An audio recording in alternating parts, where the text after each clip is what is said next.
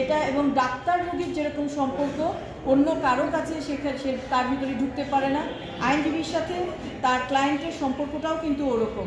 এবং এটা আমরা চেয়েছি যে একটা সিল খামে যেন এই তার উত্তরটুকু আমরা পেতে পারি। আমাকে ডেপুটি জেলার সাহেব বলেছেন যে এটা আপনি যদি এটা নিয়ে বেশি এটা নিয়ে যদি অ্যাগ্রেসিভ হন তাহলে আপনার আশা বন্ধ করে দিব। বিশেষ করে তার বিরুদ্ধে যে অ্যালিগেশন এবং এ সংক্রান্ত যে আইনের বইগুলো আছে এই বইগুলো আমরা মূলত তাকে দিতে চাই এবং এর কারণে আমরা একটা যেন উনি প্রপারলি ওনার জবাবটি দিতে পারেন। এবং আপনারা সবাই জানেন যে আইনজীবী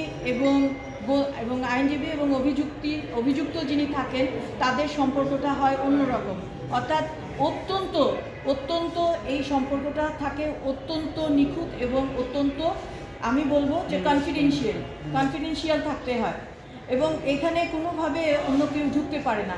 অর্থাৎ আমি তার বিরুদ্ধে যে অভিযোগটা আছে সেই অভিযোগটা আমি তো একজন আইনজীবী, আমার তার কাছ থেকে জানতে হবে যে এই অভিযোগটা উনি কতটুকু ইনভলভ আছে কি আছে না এবং এর সাথে কে ইনভলভ আছে কিভাবে আছে বা কীভাবে বলতে হবে বা কী, এগুলো উনি আমাকে বলবেন। এটা এবং ডাক্তার রোগীর যেরকম সম্পর্ক অন্য কারো কাছে সে তার ভিতরে ঢুকতে পারে না, আইনজীবীর সাথে তার ক্লায়েন্টের সম্পর্কটাও কিন্তু ওরকম। এবং এটা আমরা চেয়েছি যে একটা সিল খামে যেন এই তার উত্তরটুকু আমরা পেতে পারি। তো আদালত যেটা বলেছেন আমাদের কাছে যে যেহেতু এখনও কোনো ফর্মাল চার্জ ফ্রেম হয়নি, সুতরাং ফর্মাল চার্জ ফ্রেম হলে সুতরাং এখন আপনার এই অ্যাপ্লিকেশনটা ফর্মাল চার্জ যেহেতু ফ্রেম হয়নি সুতরাং এই অ্যাপ্লিকেশনটা এখন প্রযোজ্য না। তারপরেও আপনি যেহেতু এই বই এবং তার অ্যালিগেশনগুলো ওনার কাছে পৌঁছাতে চেয়েছেন, আপনারা আগে প্রথম যান জেলে এবং কেরানীগঞ্জে যান এবং সেখানে দেওয়ার চেষ্টা করুন। যদি সম্ভব হয় যদি ওনারা না নেয় তাহলে আপনারা আসেন। তো এখানে সত্য সেটা হচ্ছে গত আগস্ট মাস থেকে এখন পর্যন্ত ওনাকে আমি বহুবার চেষ্টা করেছি ওনার বই দেওয়ার জন্য ওনাকে বিভিন্ন রকমের বই দেওয়ার জন্য, কিন্তু আইনের বই, অবশ্যই সেটা আইনের বই বা উনি যে সংক্রান্ত কাজ করেছেন সেই সংক্রান্ত বই, কিন্তু আমাদেরকে জেল কর্তৃপক্ষ সেটা দেয়নি। ওনারা বলেছেন যে জেল বিধি অনুযায়ী আমরা এটা দিতেও পারি নাও দিতে পারি, এটা আমাদের এক্সক্লুসিভ জুরিসডিকশন, এটা এখানে আপনি কিছু বলতে পারেন না। ইভেন আমাকে ডেপুটি জেলার সাহেব বলেছেন যে এটা আপনি যদি এটা নিয়ে বেশি এটা নিয়ে যদি অ্যাগ্রেসিভ হন তাহলে আপনার আশা বন্ধ করে দিব।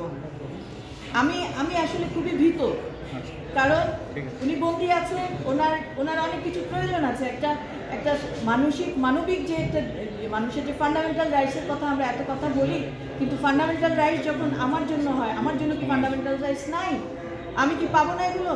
আপনি আমাকে বন্দি করে রাখলেন, এখন পর্যন্ত আমাকে কিছুই দিলেন না ফর্মালি।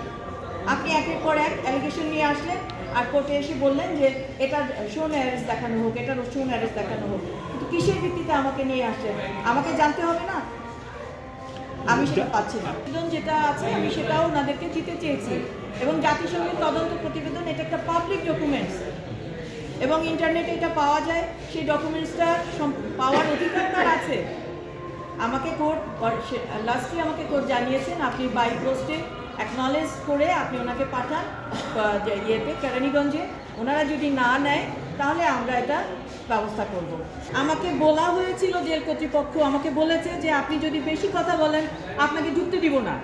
এইটা কি ট্রাইব্যুনাল করতে দিব? আমি বলেছি আজকে ট্রাইব্যুনালকে এটা যে আমি ভীত, আমি ভয় পাচ্ছি না। ওনার বিরুদ্ধে শুধু ট্রাইব্যুনালে কেন, ওনার বিরুদ্ধে তো জুলাই আগস্টের মামলা আছে, সারা বাংলাদেশের মামলা আছে। উনি দৌড়ে দৌড়ে পাখির মতো পাখা নিয়ে উনি সারা জায়গায় গুলি করে আসছে।